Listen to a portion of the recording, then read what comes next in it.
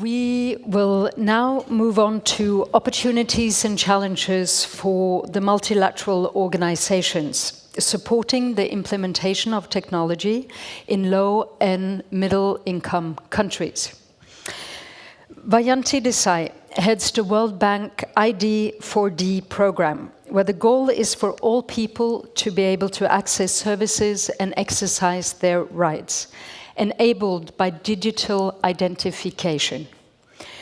More than 1 billion people globally lack government-recognized proof of identification. Lack of formal recognition can mean that they are denied healthcare or education. Robert Opp is the Chief Digital Officer at UNDP. On average, the UNDP provide electoral assistance to about 60 countries a year, including in fragile and post-conflict states. He has also served on the World Food Programme, doing groundbreaking work there. Please welcome them both on stage.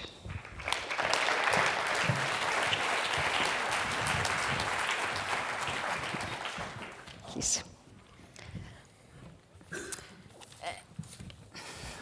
We will start out this session by giving you 5 minutes each for introductory comments. So, Robert, would you like to start?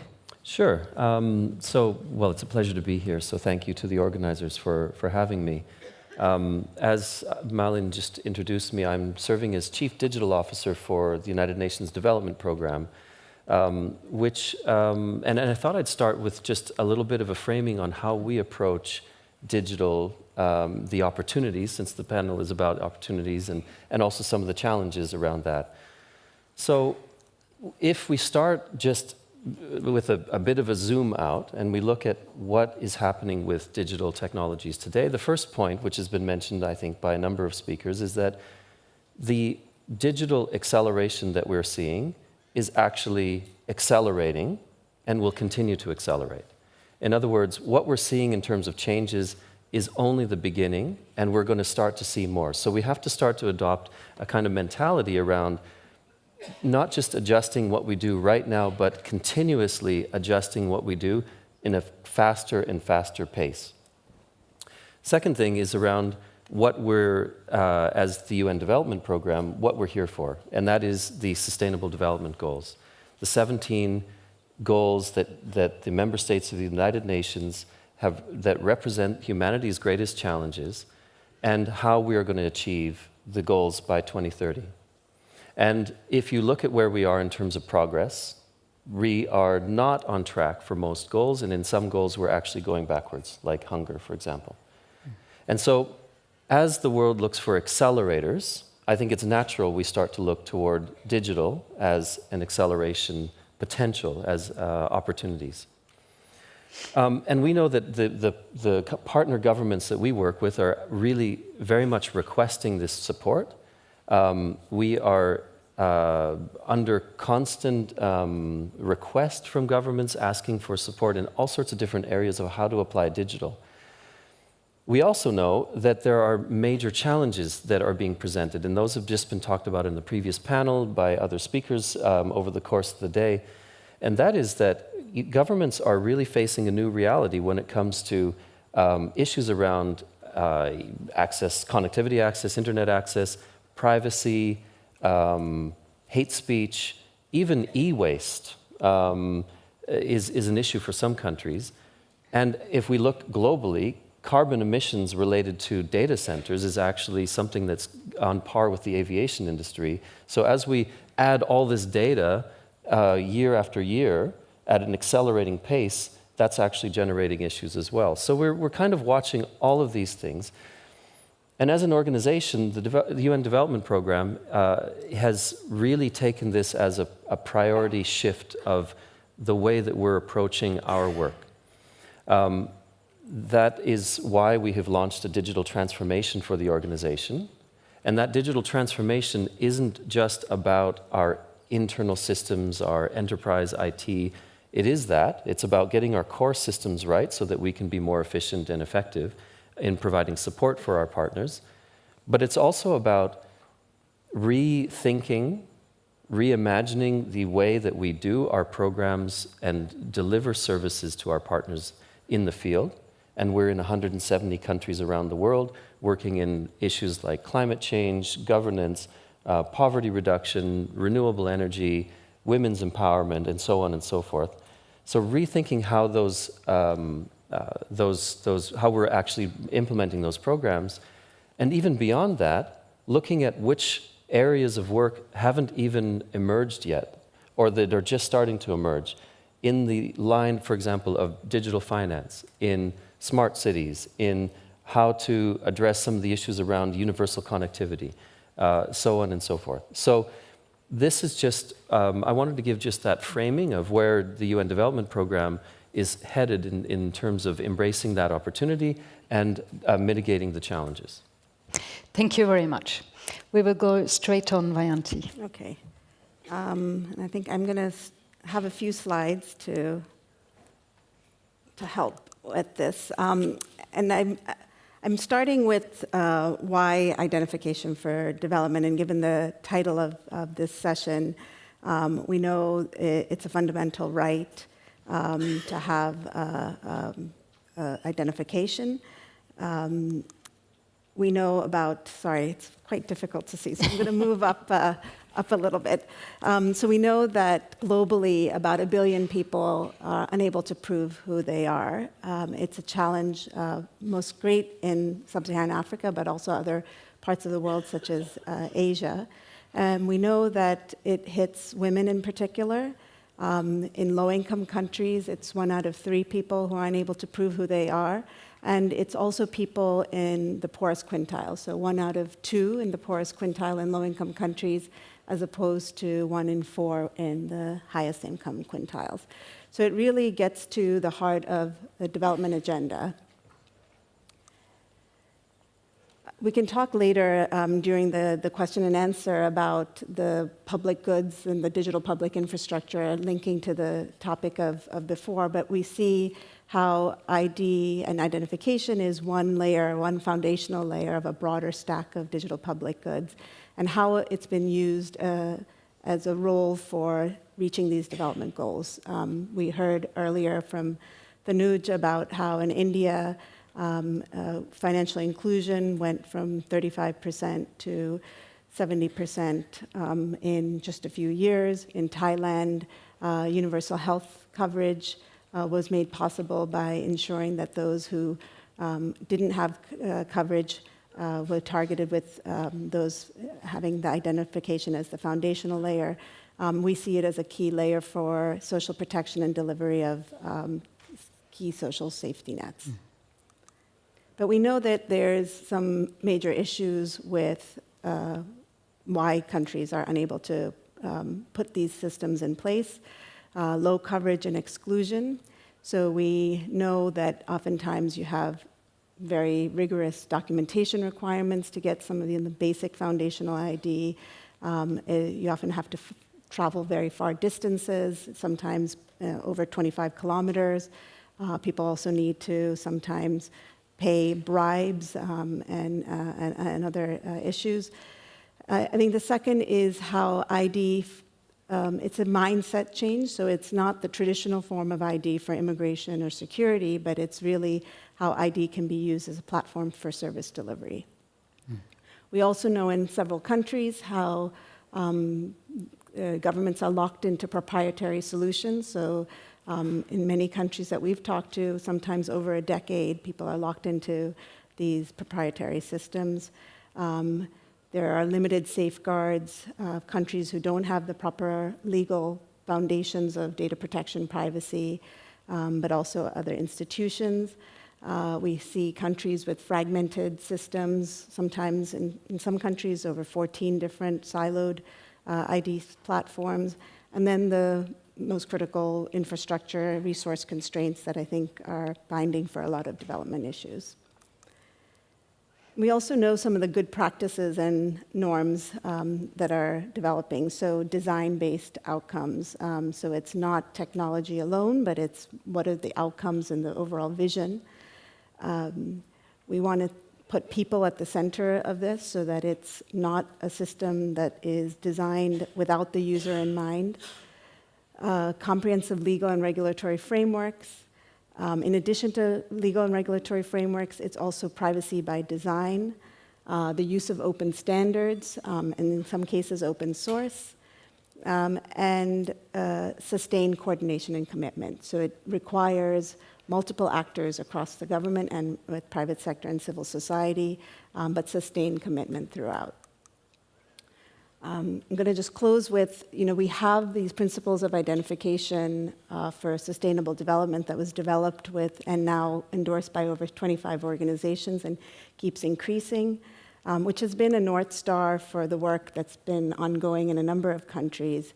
So I'm not going to go through each of these. And then just to close with, the approach of the World Bank Group is across 3 pillars. So we work on analytics, that's looking at good practices and why ID systems are important, but also how to do them well and tracking progress.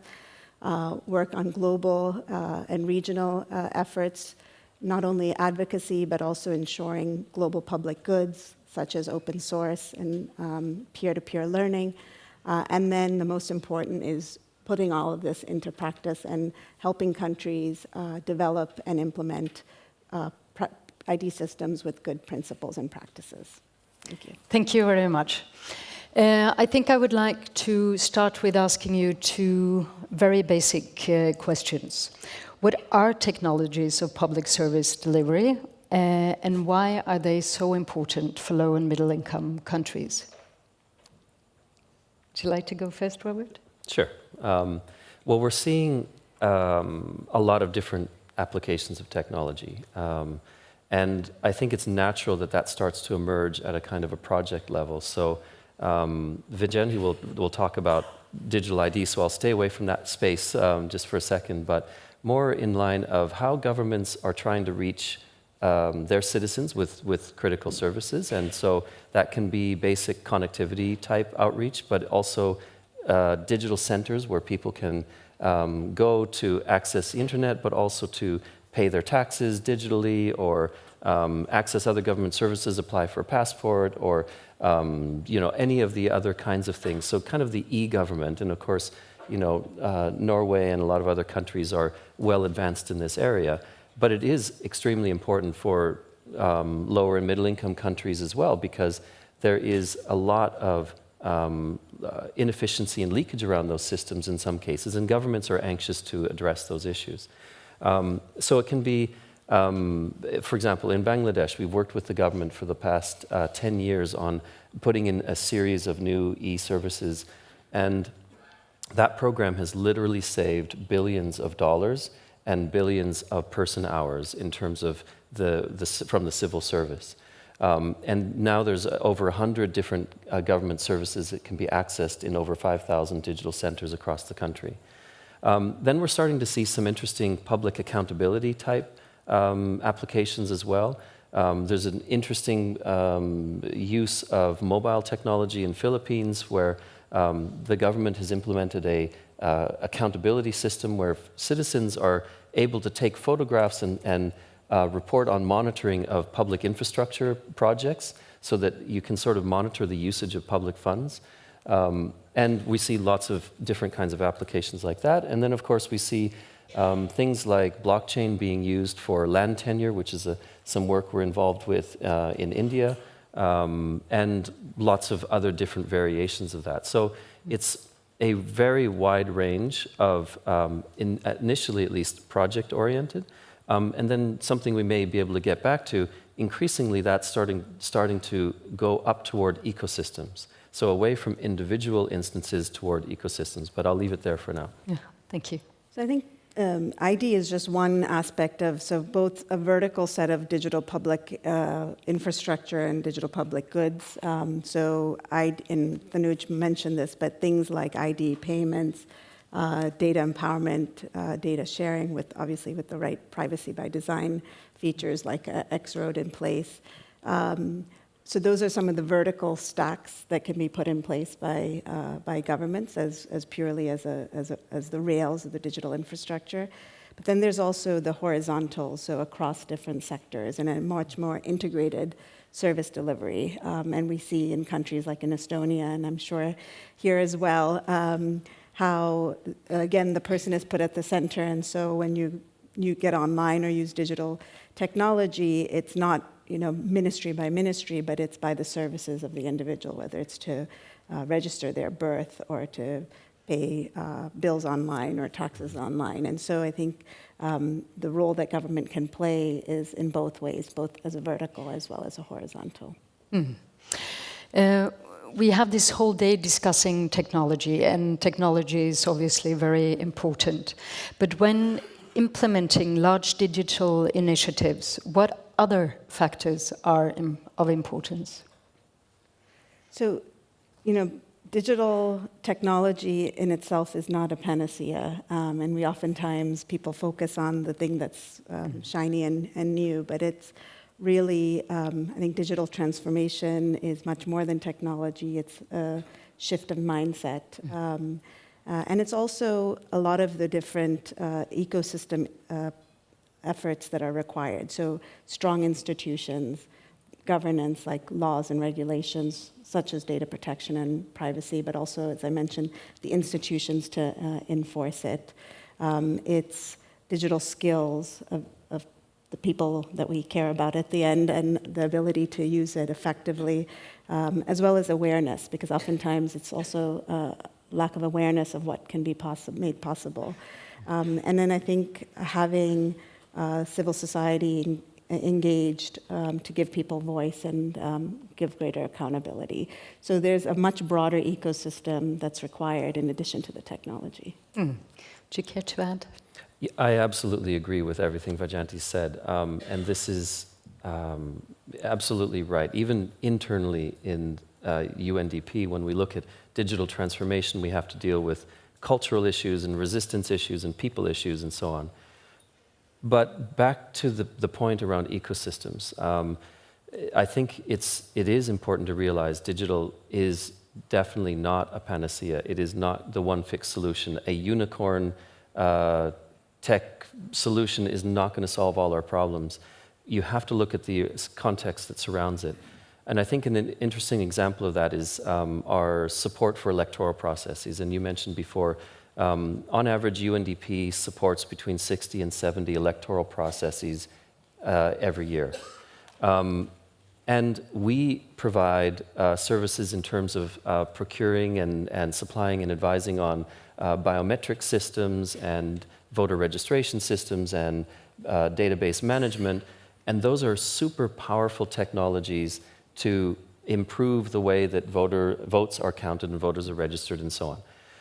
But at the same time, the challenge around digital is that it is also introducing the elements that we've talked about here. Social media is a platform for disinformation, and there's always been disinformation around elections or politics, but it is actually much faster and easier to do that now. And we cannot just say, we're going to push ahead on digital forms of support for elections and ignore that there's a whole other context or a kind of ecosystem around that needs to be addressed. And so we've started really implementing other support programs around capacity building for different parts of civil society and media and others. In places like Uruguay, we've sat down with different stakeholders, including government, media, academics, the tech companies, and we've said, how are we going to deal with the potential for disinformation in this process? Can we agree on some principles up front? Can we agree what to watch for? So there's a whole set of other issues that come into play than just an implementation of a particular technology. And I wanted to also just highlight, I arrived yesterday from Morocco, and again, there's a program that is being put in place with our support, where it's not only ID, an open source ID, but also the payments. And it's the first use case is on social protection. So it's a delivery of social safety nets, so for widows and orphans, as well as the health insurance for the poorest. So it will help avoid people, not receiving the benefits who are supposed to be receiving the benefits, but to also receive it, the cash digitally. But around that are so many other things that are required as well. And so, the necessary laws and regulations, as I mentioned, and those, we go through a process of reviewing what exists in countries, where are the gaps and what is required. So, having that in place, the institutions, and Morocco has a very strong data protection commission, but also additional support as needed as they're going through some potential revisions to various laws.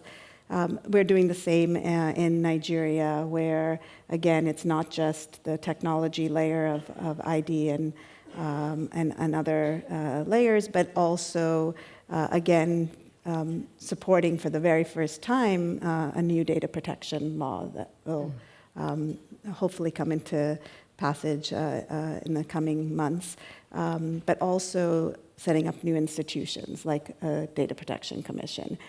So these are all examples, but in addition is engaging with communities and marginalized communities to better understand what the needs are, what are the issues, what are the barriers, what are the motivations. And so it's the laws, institutions, as well as consultations with individuals, because at the end, it should be who is at the heart of this development agenda.